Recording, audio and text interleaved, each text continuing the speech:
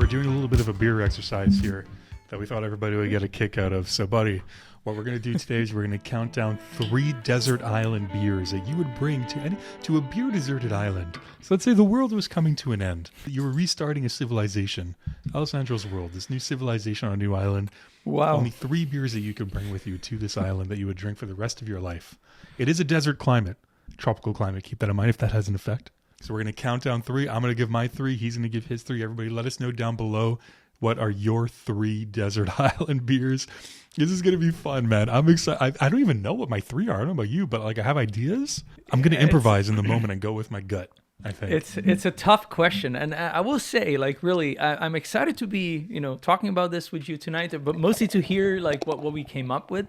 But I'm also very excited to see what the viewers are going to say, because I feel like that's always interesting. It gives you such a big perspective into a person's mind and what they like and what they find dear and near to their heart. Like that's a very personal question you ask here today, right, my friend. 100%. What is the first beer, the number 3? Let's start there, that you are bringing to this desert island with you.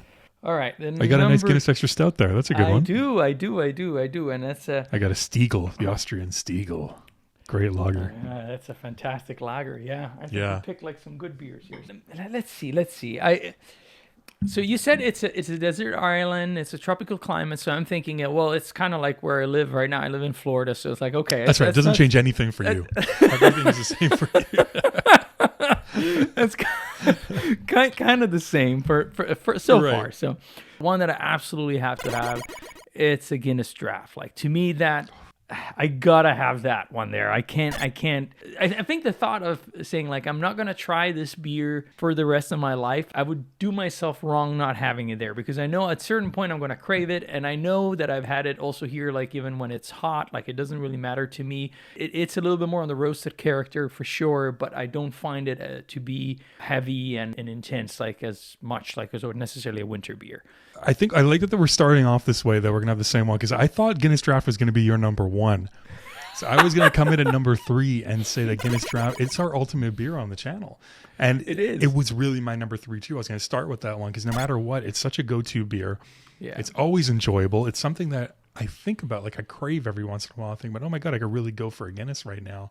Yep. It's just the perfect beer. If I'm only going to have 3 for the rest of my life, and so I'm going to put this cornucopia of beer, 3 different styles, that has to be one of them. It's gotta be.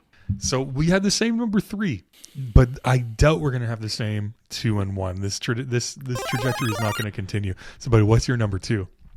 This is a tough one, because I can definitely think about a style, right? Yeah. But when it comes to identifying which one, there's so many good ones to choose. I'm going to pick something that means something to me with the experience I've had so far. Yeah. And I think it might mean something for you too. The Tampa Export. And the reason why I'm picking that is because it's connected to where I live currently. It has like very good memories of us together, like being, exploring these beer territories here. But more important than not, like it has, like in my opinion, the perfect balance of malt, hops. So it has all the good things from a German Bavarian lager, but it also has some elements of a Pilsner, and it's a bit more of a less known beer. So like, and I really enjoy it. I could drink that all the time. So I think that's my number 2, my friend. From Berry House. I forgot to say that. From Berry House. That's very important. Very important. So I'm starting dark, and Guinness Draft, of course. It's dark, and I'm sure a lot of people out there would say like, oh, it's not like it's a Imperial Porter or anything like that. We're not going super dark with it, but of course, it's only going to get lighter from here. It's only going to get blonder from here. Well, lighter, maybe not necessarily blonder. My number 2 is a beer that we reviewed that is up there as one of my favorite beers of all time. And if I am going to be bringing an endless amount of one beer, especially to a desert island, this one has got to be there. And my friend, it is the Negra Modelo. That is a beer that I would need to have on this island. Why? Because it has that taste and character. It's got that delicious roastiness on it, a little bit of hops, but it's crisp and easy drinking and refreshing. So it's something that you could drink in the sun. It's something you can drink in the winter. It's got character, but it's light, and it comes in like those little stubby Modelo choice. bottles. I think it's only like 5. It's under 6%. Modelo Negra, my friend, one of my favorite beers. I can't get it in Montreal. It's such a shame. I'm gonna have to like go on a beer pilgrimage to get myself some more Negra Modelo one day. I need to have that on the island, man. Imagine, come on, just you're stranded on an island. You got like coconuts over your nuts, like a little loincloth, and you're just drinking some Negra Modelo. Like, come on. That's What a could be better? very, very good choice, my friend. I must say it was one that I entertained at a certain point, like during my my beer meditation, when I was doing this beer exercise. It was a deep meditation. It's very fundamental question. Yeah, That's why we wanted to do this episode, because it's a very, very introspective type of question. And like you said, it says a lot about who you are and the type of beer drink you are. And I think it says a lot about your personality too. So please, let us know down below, what are your 3? If you don't want to name 3, let us know one that you would bring to a desert island, but we're curious. So now you're number 1. Whew. So my number 1, this might surprise you, and after considering, styles and territories that we've explored, I think that I ultimately landed on this beer by exclusion. And by exclusion, what I mean is that like I started thinking, okay, so now I've covered one that I absolutely got to have, which for me was Guinness. Then I covered more like the style that I feel like that's something that I definitely would want to taste. So the Tampa Export is perfect representation and in between those two styles. And then the last one I was thinking, okay, what is left? And I started considering style one by one. And ultimately I landed on this one here. And I think it might shock you a little bit. You're building the anticipation, man. The Urbach from Schlenkerla. And I know it's a desert island, but consider like I live in a pretty hot climate, so I'm Again, used... nothing changes for you. Exactly. You live on a and tropical peninsula right now. So pretty much, yeah, right. And that's a beer that I find myself over and over, even more after I explore more of the beer territories. Good number 1.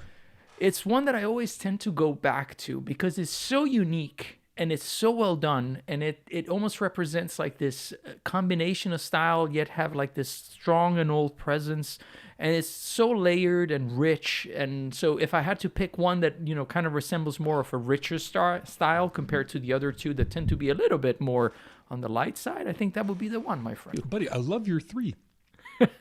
You got the rich creaminess of Guinness Draft, and then you've got the lager, the Tampa Export, which is just like, come on, you need a good lager, right? And then you end it off with that super flavorful, slightly heavier treat of a beer. The sipper, for when you're sitting by that that fire on the beach one night, smoking your crab that you caught with your spear, and you're sipping on an Urbach. Yeah, I can picture that. Or the Urbach would probably pair so well with crab too. I'm sure it would, man. Like, I'm sure it would. And that might be something we need to test and experiment with before we get on the island. Fantastic list, buddy. Those 3 beers, can't go wrong. I'm thinking, I said I was getting progressively lighter, so I went from Guinness as well to Modelo Negra, but now my number 1, I needed a lager, right? Yeah, so to drink in the hot sun. My favorite Pilsner that I've ever had.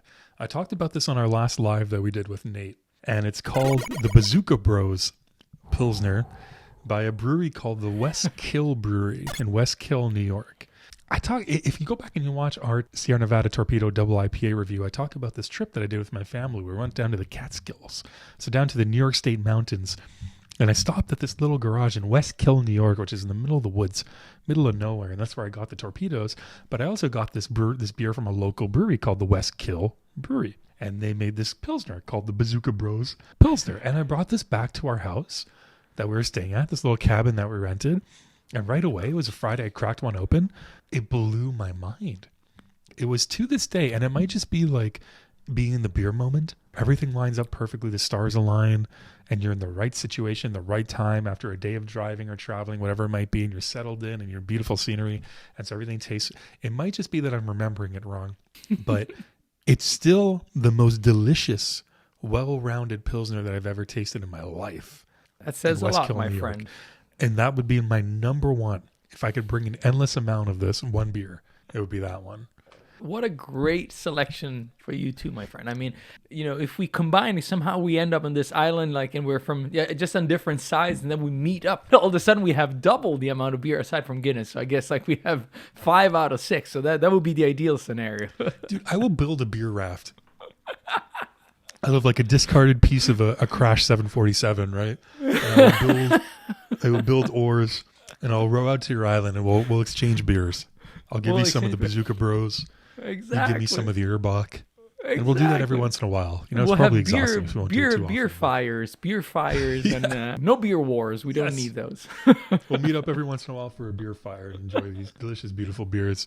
Everybody, let us know down below. This was so much fun. This is such a great beer exercise, buddy. I'm so happy that we did this. We're going to do plenty more of these. So if you enjoy this type of content, keep an eye open. There's going to be more coming. Let us know down below, what are your desert island beers? Cheers, everybody. Cheers. And no matter what, don't forget to close your desert island beer brackets. Never forget.